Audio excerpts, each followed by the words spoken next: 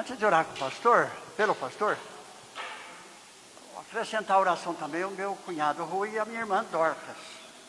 Acho que é que eu estou de máscara. E hoje conversei bastante com ela. A semana passada o Rui ficou doente. Muita dor na costa, vômito. A Dorcas correu, levou para o médico. Chegou lá e tal. O médico falou, a dor na costa é porque o senhor anda de motoca. E agora uma febrezinha aí e tal, deu um remedinho para ele, ficou um dia e meio lá, mandou embora. Agora sexta-feira ele ficou mal outra vez. Estava com uma pneumonia brava. Olha o diagnóstico do médico, né? Pneumonia brava, o potássio no corpo estava muito alto. Então ele está internado agora, até hoje está internado ainda. Mas nesse corre-corre, a minha irmã é muito ativa, muito prática. Mas ela sentiu mal, deu um bloqueio no coração dela. Aí então ontem, ela colocou um marca-passo no coração, ficou os dois no hospital, né? Ele com a pneumonia e ela arrumando o coração. Então, ontem à tarde ela já saiu do hospital com o marca-passo e está em casa. E ela mandou um abraço para os irmãos e pediu oração da igreja em favor deles, né? O filho deles, que também é médico lá de São Paulo, já foi lá, está lá com eles, está cuidando deles, né? Agora eu quero que os irmãos orem pelo casal, porque ela tem 82. Ele vai fazer 90 agora em fevereiro. E os dois são teimosinhos assim, querer ficar lá, né, onde estão. Porque gostam, né? Então, para eles resolverem a situação, né? Para a glória do Senhor Jesus. Amém, irmãos? Amém. Vamos ficar em pé? Estenda a mão para cá. Pai amado, teu servo está na tua presença e vai ser um instrumento do Senhor nesta noite para falar conosco através da direção do Espírito Santo. Usa-o com muita autoridade, dá uma inspiração muito abençoada e que nós assim sejamos preparados para participarmos da mesa do Senhor. Obrigado por tudo. Abençoa o teu povo presente e tem misericórdia dos que não estão presentes. Para a glória do Senhor Jesus, oramos. Amém. Amém. Glória a Deus.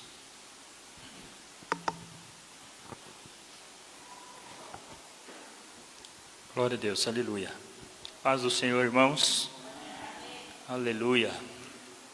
Bom, né?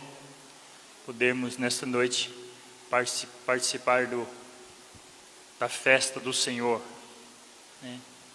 Ao qual Deus, através do teu Filho Jesus, ordenou à igreja do Senhor que participassem juntamente em comunhão no corpo e no sangue do Senhor Jesus. Glória a Deus. Queridos, eu tenho uma palavra, um texto bíblico para leitura dessa noite, e que se encontra lá no livro de Atos dos Apóstolos, no capítulo 10, ainda porém, só que a partir do verso 1 ao 8, para falar de uma parte da história de Cornélio, né? Se você quiser acompanhar a leitura, Atos dos Apóstolos, capítulo 10, do 1 ao 8. Glória a Deus. Amém? Diz assim, ó. Morava em Cesareia um oficial do exército romano chamado Cornélio, capitão do regimento italiano. Era um homem devoto e temente a Deus, como era também a sua família. Dava aos pobres esmolas generosas, sempre orava ao Senhor. Certa tarde, por volta das 3 horas, teve uma visão na qual viu um anjo de Deus vir à sua direção e dizer: Cornélio. Temeroso, Cornélio olhou fixamente ao anjo e perguntou: que é, Senhor? E o anjo respondeu: suas orações e esmolas subiu até Deus, e Ele as guarda na memória. Agora envia alguns homens a Jope e manda buscar Simão, chamado Pedro, a ele. Ele está hospedado com Simão, um homem que trabalha com couro e mora à beira do mar.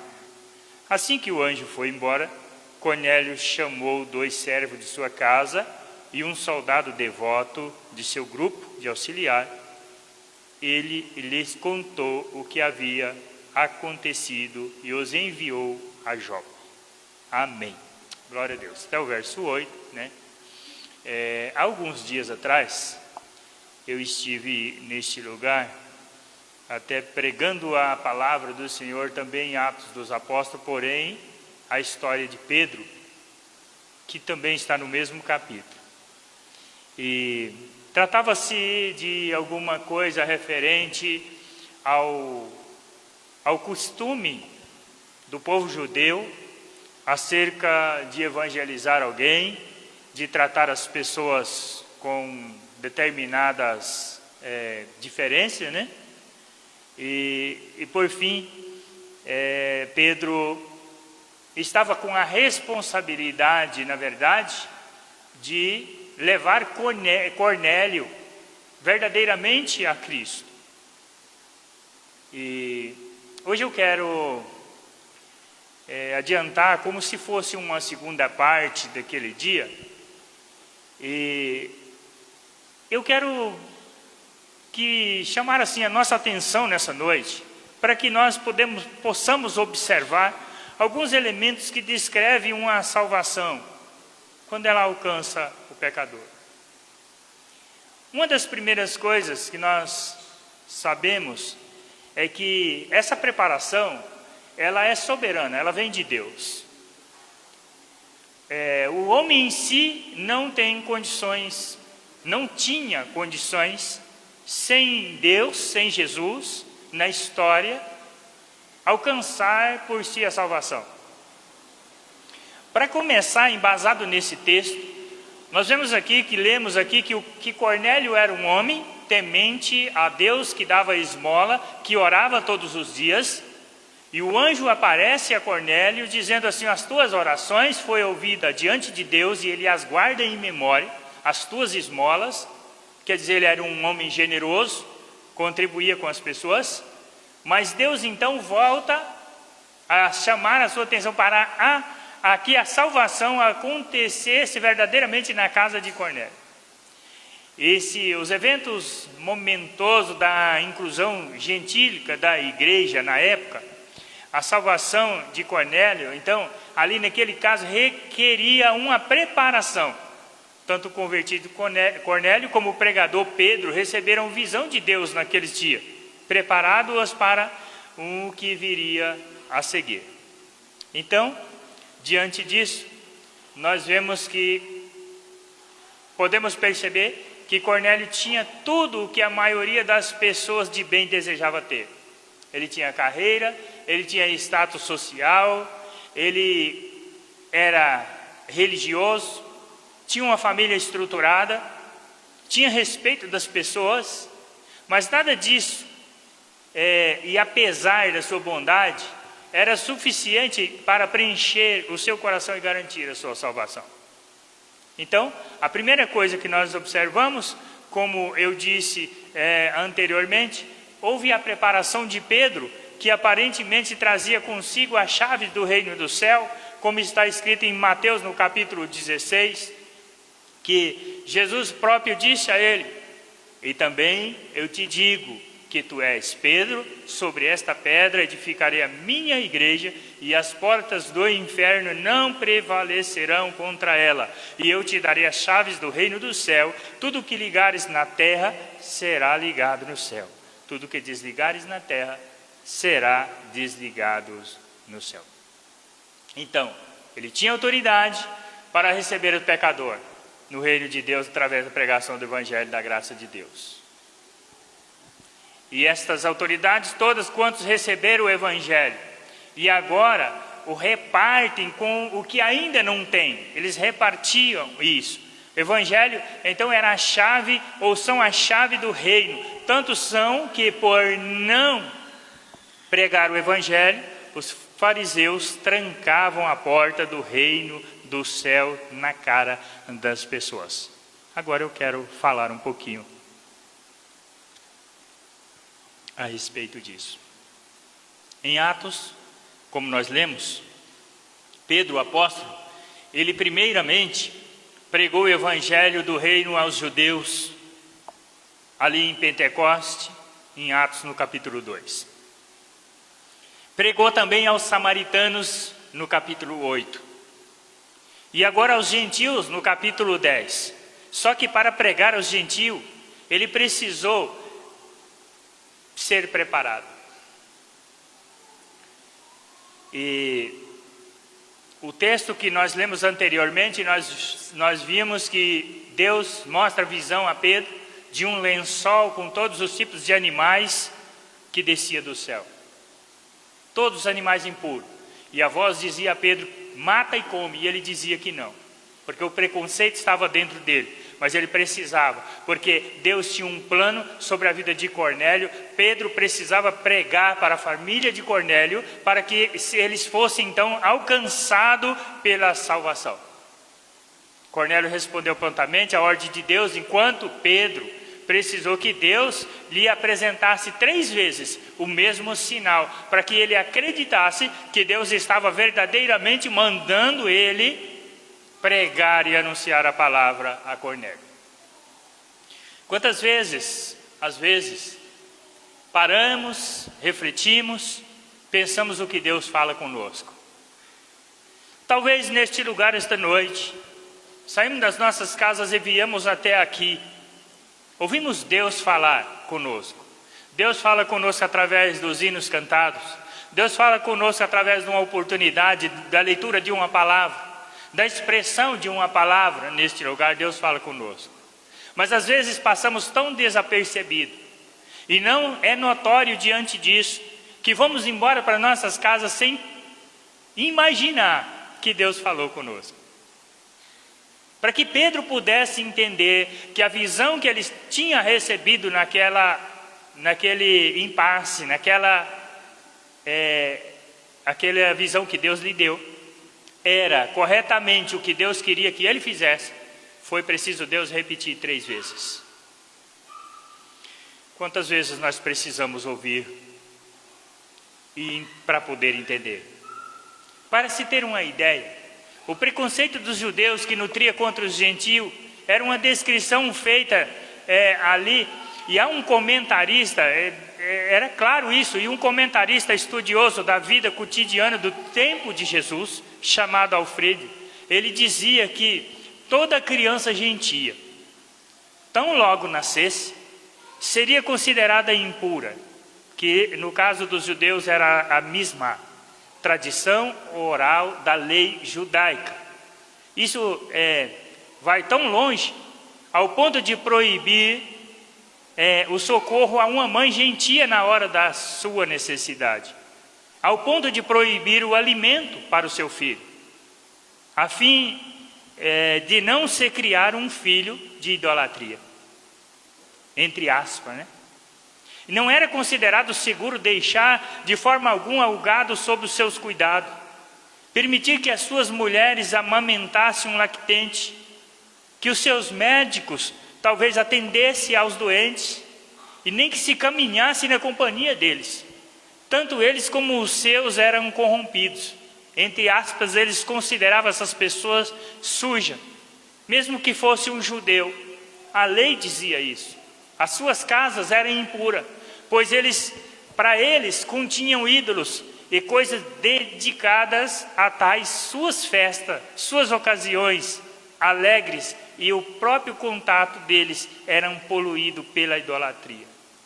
Não era seguro de forma alguma deixar um pagão sozinho em uma sala de jantar, para que ele não contaminasse o vinho ou a carne sobre a mesa. O leite, tirado por um pagão, caso se um judeu não estivesse presente para observar, além do pão e do óleo preparado por eles, eram considerados ilegal. O seu vinho era terminantemente proibido. Um simples toque de um pagão poluía o barril inteiro. Até mesmo chegar ao nariz o cálice do vinho pagão era estritamente proibido. Não tinha. Ninguém tinha de forma alguma amor, verdadeiramente amor, vamos dizer assim, de Deus uns pelos com os outros. Não. Por causa disso, foi que Paulo enfrenta dificuldades com os irmãos em Romanos capítulo 14. Porque agora Pedro, depois de pregar a Cornélio, então Pedro já entende agora ser preparado por Deus, porque não podia fazer distinção de ninguém. Agora Paulo entra na história aos Romanos, no capítulo 14, quando nós lemos lá, vai dizer que assim, ele começa a dizer bem assim: assim que não nos julguemos mais uns aos outros, antes seja o vosso propósito, não por tropeço ou escândalo ao irmão. Eu sei, e eu estou certo no Senhor, que nenhuma coisa de si mesma é imunda, a não ser para aqueles que a têm por imunda. Para esse ela é imunda. Mas se por causa da comida contriste o teu irmão, já não andas conforme o amor. Não destrua por causa da tua comida aquele por quem Cristo morreu. Não seja, pois, blasfemado o vosso bem, porque o reino de Deus não é comida nem bebida, mas justiça, paz e alegria no Espírito Santo. Porque quem nisto serve a Cristo, agradável a Deus e aceito aos homens. Sigamos, pois, as coisas que servem para a paz, para a edificação de uns para com os outros. Não destrua por causa da comida a obra de Deus. É verdade que tudo é limpo, mas mal vai para o homem que come com escândalo. Bom é não comer carne, nem beber vinho, nem fazer outras coisas em que teu irmão tropece, ou escandalize, ou se enfraqueça. Tens tu fé? Tenha em ti mesmo diante de Deus. Bem-aventurado aquele que não condena a si mesmo naquilo que aprova, mas aquele que tem dúvida, se come, está condenando, porque não come por fé, e tudo o que não é da fé é pecado. Romanos capítulo 14, e vamos ver que Paulo começa a falar um tipo de julgamento contra as pessoas daqueles dias. Porque ele vivia isso, mas ele conhecia a história. O que eu quero dizer com isso? Às vezes nós, queridos, entramos em conflito com nós mesmos, ou talvez até por não entender a doutrina de Deus para as nossas vidas. Certa vez, eu estava na minha casa, tinha acabado de chegar do trabalho, à tardezinha, e então eu cheguei e entrei e disse assim: já vou tomar banho. E eu tirei a camisa para tomar banho, e parece que me sentei um pouquinho assim na área, e enquanto isso passou uma criança, eu penso que foi uma criança porque eu não cheguei a ver, e jogou uma pedra no portão e fez um barulho estrondoso, e eu me assustei com aquilo. E por eu ter me assustado com aquilo, eu saí de uma vez e abri o portão e saí na rua para ver quem tinha jogado a pedra. Nisso eu fiquei, olha para um lado e olha para outro, eu não consegui ver ninguém, porque a pessoa que jogou a pedra deve ser uma criança, jogou e correu, e eu não consegui ver. Mas nisso, enquanto eu estava parado, veio um irmão de bicicleta e parou do meu lado e disse assim para mim: ué, irmão, o senhor está sem camisa na rua? Eu falei: sim. Ele falou: meu irmão, não pode ficar sem camisa, porque se Jesus voltar, o senhor vai ficar. E eu, assim, não sou muito de fazer isso, mas em todos os casos eu dei uma olhada para ele e disse assim: irmão, eu vou dizer uma coisa para você que talvez você não saiba. Se Jesus voltar agora, é capaz de eu ir e você ficar. Primeiro, porque essa roupa sua não vai para o céu. A minha também não. Então isso não vale nada, isso é conversa fiada. Segundo, porque lá no céu não vai entrar essas roupas nossas e nem esse corpo nosso, tem que ser transformado. Então, você não pode falar isso. E terceiro, porque eu não posso julgar o outro. Aí ele ficou meio sem graça e meio desapontado e foi embora, e eu fiquei um pouco meio triste por ter falado com ele até dessa forma, mas tudo bem. Há pessoas que julgam aparentemente o outro pela aparência, pelo jeito de ser, pelo jeito de andar, pelo jeito de vestir, como se fosse ele melhor do que o outro. Essas pessoas, tanto Paulo quanto Pedro, estavam enfrentando uma dificuldade na evangelização da igreja por causa disso. E agora, nesse tipo de julgamento que Paulo explica aos romanos, eu tive uma outra experiência também que me chamou muito assim, marcou bastante. Um dia eu cheguei em uma loja para comprar roupa e a moça que me atendeu disse assim: olha, o senhor é evangélico? Eu disse sim. Sou pastor. De que igreja? Presbiteriana Renovada. Muito bem. Lá pode comer carne de porco? Eu disse: pode. Aí ela continuou me atendendo, mas ela não se conformou com aquilo. Chamou o gerente, na verdade ele não era o gerente, ele era o proprietário da loja.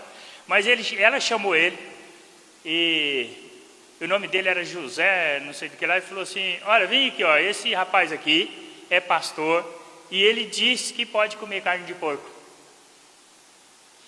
Aí o homem chegou junto de mim, e eu percebi que ele era um nordestino. Aí ele chegou perto de mim e disse assim para mim: coma não, homem. Aí eu respondi para ele: como assim, homem? Aí virou um pouquinho um debate ali entre o pode e o não pode. Mas como nós estávamos dentro do estabelecimento dele, eu não falei muito, mas ele me chamou a atenção dizendo assim: olha, eu quero que você vá lá na minha casa, eu moro no CPA, e eu vou te dar meu endereço, eu vou na sua casa, nós vamos conversar, e eu gostei desse assunto e tal e tal. Mas beleza, isso ficou por ali. Só que eu não conformei com isso. Eu cheguei em casa e passei uns 2 dias mais ou menos, eu fiz uma carta bem feita, explicando todas essas coisas, com um versículo bíblico, com tudo. Escrevi, levei, entreguei para a mesma funcionária que fez acontecer isso, e falei: entrega para ele. E ela se entregou, eu não sei, mas eu deixei lá, porque eu também não vi ele mais. Mas olha, o que acontece na vida da gente? Por que Jesus, estava ensinando e usando estas pessoas para evangelizar outras pessoas, preparando melhor estas pessoas para que evangelizassem? Porque no mundo nós iríamos encontrar isso. Agora você, nós estamos aqui em um conflito talvez espiritual para evangelizar, porque ainda nós enfrentamos essas coisas, porém de um modo diferente do que Pedro enfrentou com a missão de converter Cornélio e a família dele. A nossa igreja, o nosso povo, em nossos dias, estão enfrentando, porém uma outra razão. Hoje se determina placas de igreja, ministérios e não sei o que lá, eu faço parte desse, o outro eu faço parte daquele outro, e acaba de certa forma ainda vivendo da mesma forma que esse povo vivia, os judeus e os gentios, porém em um patamar diferente. O curioso disso é que o tempo passou, todo mundo já reconheceu a missão, sabe que Jesus veio para a remissão dos pecadores, para salvar os pecados, para remir os pecadores, para transformar este mundo, e sem fazer distinção de ninguém, mas ainda enfrentamos estas coisas. Sabemos que Deus é soberano e havia preparado isso tudo. Preparou Pedro naquele tempo, Cornélio, sua família, apóstolo Paulo, para poder trazer a nós a verdade explicada para vivermos assim. Um dos elementos que descreve como a salvação alcança o pecador é a submissão à vontade de Deus. Diante dessas iniciativas soberanas de Deus, o homem responde com obediência, e no nosso texto aqui, no caso foi Pedro e Cornélio, que foram obedientes à voz soberana de Deus. Aleluia. Glória a Deus por isso. Impressionante, queridos, que Cornélio foi obediente ao se dispor a ouvir Pedro, dispor a ir até onde Deus havia mandado. E interessante disso é que eu e você precisamos ser obedientes se quisermos que a salvação se espalhe, que a igreja cresça. Precisamos ser obedientes.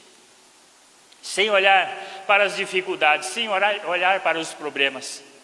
Às vezes nós chegamos diante de pessoas e não evangelizamos porque nós desclassificamos ela por um nível social, por um nível, quem sabe, socioeconômico, por a estrutura da pessoa, quem sabe um morador de rua, quem sabe uma pessoa que vive no mundo das drogas, perdido nos vícios, nós a discriminamos. Sem olhar para as dificuldades. Certa vez, um homem que por 2 anos distribuía um panfleto na esquina de uma rua, esperando que alguém, ao receber aqueles panfletos, fosse contagiado pela palavra, e que um dia voltasse ali diante dele e dissesse assim para ele: olha, eu vim aqui te agradecer porque você me entregou um panfleto e eu aceitei Jesus. Mas depois de 2 anos, entregando esses panfletos, ele não viu ninguém fazer isso. Então, ele resolveu abandonar. Passado mais ou menos uns 3 anos, ele volta àquele lugar, àquela cidade. Então ele encontra ali outra pessoa distribuindo o panfleto naquele mesmo lugar, naquela mesma esquina. E então ele se aproxima para saber o que estava acontecendo. Aí ele perguntou para aquele homem: por que razão você faz isso, entrega esses panfletos neste lugar? O homem disse: porque há mais de 3 anos atrás, eu recebi um panfleto de uma pessoa que entregava neste lugar. E depois eu aceitei Jesus e decidi voltar aqui para agradecer Ele. Mas quando eu cheguei aqui, Ele não estava. E por esta razão, e porque aconteceu comigo, então eu pensei: eu vou fazer isso no lugar dele. E eu estou aqui. O homem caiu em pranto, arrependido, porque era o que ele pensava. Sabe o que acontece com isso e eu aprendo com isso? Às vezes nós queremos aos nossos olhos contemplar o que nós estamos fazendo para Deus. E não precisa. Eu já aprendi que o tempo passa e nós não temos que cobrar nada de Deus, nós só temos que fazer. Deixa Deus trabalhar através do Espírito Santo e Ele vai fazer grandes obras através daquilo, de uma palavra minha, de uma palavra sua, na vida de outras pessoas, sem que eu talvez possa presenciar isso. Certa vez, 2 vendedores de sapato enviados à África, mais ou menos no ano de 1800. A empresa enviou esses vendedores para a África para que lá eles pudessem vender sapato. Um deles, então, manda a resposta para a empresa de sapatos, dizendo assim: olha, é inútil ficar aqui, porque as pessoas daqui não usam sapato. Já o outro responde para a empresa, dizendo assim: achamos uma boa oportunidade para vender sapatos, porque o povo daqui não usa sapato. Então isso vai depender da visão que nós temos. Vai depender do nosso alcance Qual que, então, será a nossa perspectiva para o reino de Deus? Apresentar o Evangelho diante de uma situação na qual Deus o colocou. Pedro somente abre a boca, e afinal não há evangelização senão nós não anunciarmos o Evangelho. E pregar a mensagem de Deus, a palavra de Deus em Cristo. E a vida, ela é vida, e a obra de Jesus através do Espírito Santo pode ser contemplada através daquilo que nós falamos. Pedro, depois de reunir Cornélio e sua família, ele vai até um certo lugar e junta ali várias pessoas e ele começa a pregar. Começa a pregar dizendo assim: vejo claramente que Deus não mostra nenhum favoritismo em todas as nações. Ele aceita aquele que o teme e faz o que é certo. Esta é a mensagem das boas novas para o povo de Israel. A paz com Deus por meio de Jesus Cristo, Senhor de todos. Agora Pedro fala, é Senhor de todos, né? Vocês sabem que o que aconteceu na Judéia começou na Galiléia. Toda a Judéia começando na Galiléia, depois do batismo de João Batista, proclamou. Sabem também que Deus ungiu Jesus de Nazaré com o Espírito Santo, com poder. E então Jesus foi por parte, fazendo bem, curando todos os oprimidos pelo diabo, porque Deus estava com ele. E nós somos testemunha disso. Ele dizia: de tudo que fez, toda a Judéia e Jerusalém, mataram ele, depois penduraram na cruz, mas Deus o ressuscitou ao terceiro dia e permitiu que ele fosse visto, não por todos os povos, mas por nós, que fomos escolhidos por Deus de antemão, que somos testemunho. Nós fomos os que comemos e bebemos com ele depois que ele ressuscitou dos mortos. E ele nos mandou anunciar esta mensagem a todos e testemunhar a todos. Sabe quantas pessoas que aceitaram Jesus quando Pedro pregou? 3.000 pessoas. Depois, na outra pregação, 5.000 pessoas. Pedro foi fiel na apresentação do Evangelho, usou as chaves do reino do céu, abriu as portas do céu aos gentios. Por quê? Por causa da preparação do Espírito Santo. Pregação sem o Espírito Santo é morta. Assim que Pedro pregava, Deus derramava o seu Espírito sobre os gentios na casa de Cornélio, enchia com a unção do teu Espírito. O povo era renovado e revestido da mesma forma, com poder e milagre naqueles dias. De antemão, antes que tudo mude na nossa vida, antes que tudo passa, antes que tudo que das nossas expectativas, conforme era aquele homem que distribuía os panfletos, acabe na nossa vida. Devemos entender que nós temos uma missão nessa terra. A missão de pregar, de anunciar a palavra de Deus. Aleluia.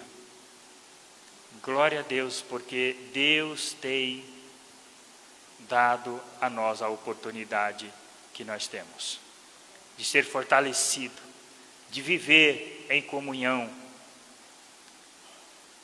Uma coisa interessante é que nós observamos que o lugar do crente é na comunhão fortalecedora da igreja.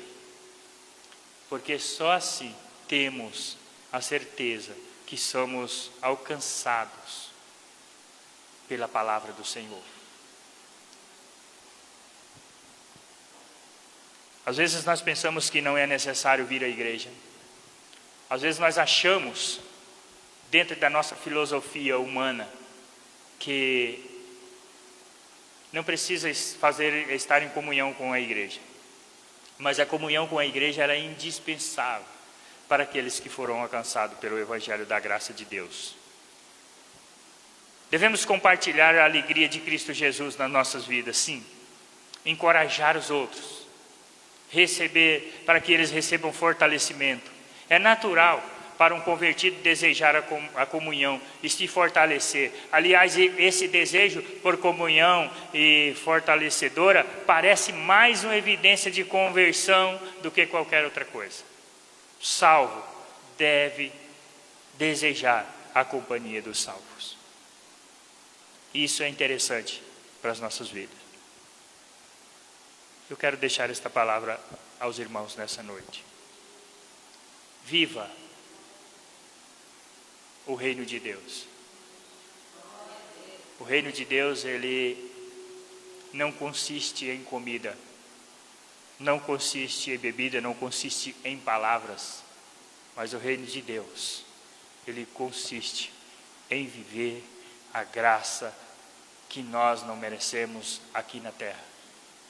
Quando se falamos em reinos, nós pensamos na antiguidade, nos tempos de reis, quando as pessoas eram colocadas, né, para reinar, e isso trazia certa incumbência na vida das pessoas, porque tinha que obedecer e ver aquilo acontecer. Tinha que obedecer, de uma forma ou de outra, as ordens. No reino de Deus não é nada diferente. Porém, as pessoas não obedecem muito. As pessoas vivem sem muitas observações e práticas para estarem fazendo parte do reino de Deus. Que nós devemos prestar atenção nisso. Fazer as nossas confissões públicas de fé, sempre, para que a gente possa ser convertido dos nossos pecados. Aleluia, glória a Deus. Que a graça do Senhor nos alcance. Esta é uma noite onde nós estamos neste lugar e queremos também participar do corpo e do sangue do Senhor Jesus. E a missão de cada um? Qual é? Anunciar a toda a criatura, até os confins da terra. Que legal, né? Vamos colocar de pé. Eu quero fazer uma oração. Eu quero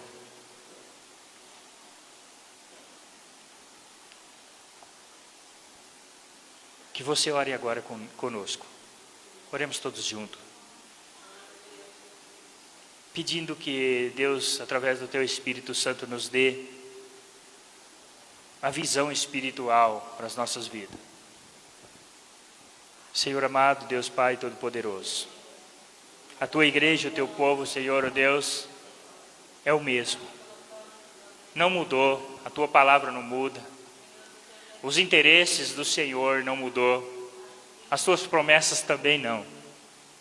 E nós somos, Senhor, oh Deus, testemunho do Senhor. Através, oh Pai, do entendimento, a revelação da Tua palavra, que esclarece a nós, Senhor, as nossas responsabilidades. E que talvez, Senhor, oh Deus, nós falhamos nela.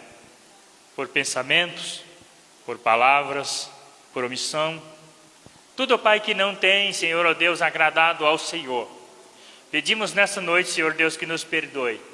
Nos dê oportunidade para sermos, Senhor Deus, alcançados pelo poder do Senhor. Para vivermos, Senhor, oh Deus, Teus propósitos e Tua palavra. Pai, abençoe a Tua igreja, abençoe Teu povo, Senhor, nessa noite. Ainda, Senhor, oh Deus, que estejam, Senhor, talvez pensando assim, isso era no passado, foi no passado. Mas não, Senhor, ainda é nos nossos dias. De forma, Senhor, que Deus, nós possamos compreender a boa, agradável e perfeita vontade do Senhor para as nossas vidas. Obrigado, Senhor, em nome de Jesus. Amém. Glória a Deus. Podem sentar, queridos.